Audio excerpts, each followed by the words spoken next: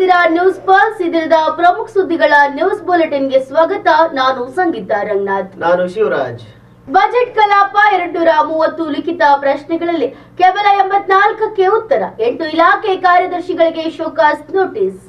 ಕಂದಾಯ, ಅಲ್ಪಸಂಖ್ಯಾತ ಮತ್ತು ಪಿಡಬ್ಲ್ಯೂ ಇಲಾಖೆ ಸೇರಿದಂತೆ 3 ಅಧಿಕಾರಿಗಳ ತಲೆದಂಡನ ಮಾಡಲಾಗಿದೆ. ಜೊತೆಗೆ 8 ಪ್ರಮುಖ ಇಲಾಖೆಗಳ ಪ್ರಧಾನ ಕಾರ್ಯದರ್ಶಿಗಳಿಗೆ ಶೋಕಾಸ್ ನೋಟಿಸ್ ಅನ್ನ ಜಾರಿ ಮಾಡಲಾಗಿದೆ.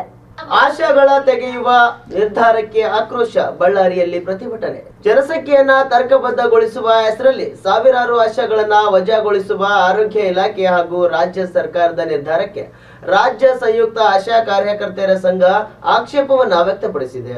ಕಳವು ಸುಲಿಗೆ ಪ್ರಕರಣ, 36 ಆರೋಪಿಗಳ ಬಂಧನ. 1.27 ಕೋಟಿ ಮೌಲ್ಯದ ವಸ್ತು ವಶ. ಬಸವನ ಬಾಗೇವಾಡಿ ಉಪವಿಭಾಗದ ವಿವಿಧ ಪೊಲೀಸ್ ಠಾಣೆ ವ್ಯಾಪ್ತಿಗಳಲ್ಲಿ ಘಟನೆ.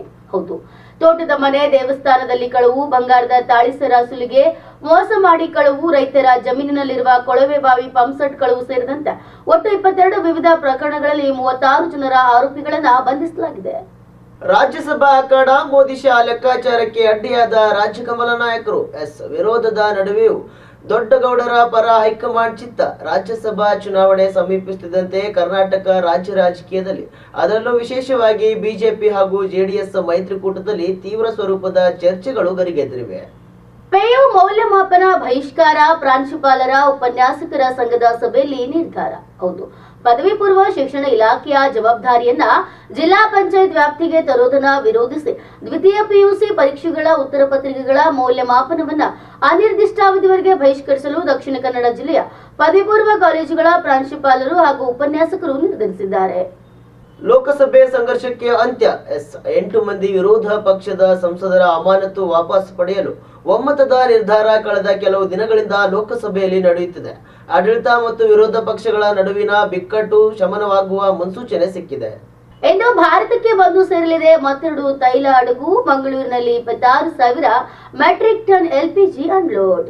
ಒಡಿಶಾ ರಾಜ್ಯಸಭಾ ಚುನಾವಣೆಯಲ್ಲಿ ಹೈಡ್ರಾಮಾ. ಅಡ್ಡ ಮತದಾನದ ಮೂಲಕ ಬಿಜೆಪಿಗೆ ಗೆಲುವು. ಇತ್ತೀಚೆಗೆ ನಡೆದ ರಾಜ್ಯಸಭಾ ಚುನಾವಣೆಯು ನಾಟಕೀಯ ತಿರುವುಗಳಿಗೆ ಸಾಕ್ಷಿಯಾಗಿದ್ದು, ಆಡಳಿತಾರೂಢ ಬಿಜೆಪಿಯು ವಿರೋಧ ಪಕ್ಷಗಳ ಮತಗಳನ್ನು ಸೆಳೆಯುವಲ್ಲಿ ಯಶಸ್ವಿಯಾಗಿದೆ. ಪ್ರಮುಖವಾಗಿ ಬಿಜು ಜನತಾದಳ ಮತ್ತು ಕಾಂಗ್ರೆಸ್ ಪಾಳೆಯದಲ್ಲಿ ಉಂಟಾದ ಅಡ್ಡ ಮತದಾನವು ರಾಜಕೀಯ ವಲಯದಲ್ಲಿ ಸಂಚಲನವನ್ನ ಮೂಡಿಸಿದೆ. ರಿಪೀಟರ್ಸ್ ಪ್ರಶ್ನೆ ಪತ್ರಿಕೆ ನೀಡಿ ಸೆಕೆಂಡ್ ಪಿಯು ಪರೀಕ್ಷೆಯಲ್ಲಿ ಎಡವಟ್ಟು ವಿದ್ಯಾರ್ಥಿಗಳಿಗೆ ಶಾಕ್. ಹಾಸನದ ಬೇಲೂರು ಪಟ್ಟಣದ ಬಾಲಕಿಯರ ಸರ್ಕಾರಿ ಪದವಿ ಪೂರ್ವ ಕಾಲೇಜಿನಲ್ಲಿ ಪರೀಕ್ಷಾ ಕೇಂದ್ರದವರು ದೊಡ್ಡದೊಂದು ಎಡವಟ್ಟನ್ನ ಮಾಡಿದ್ದಾರೆ.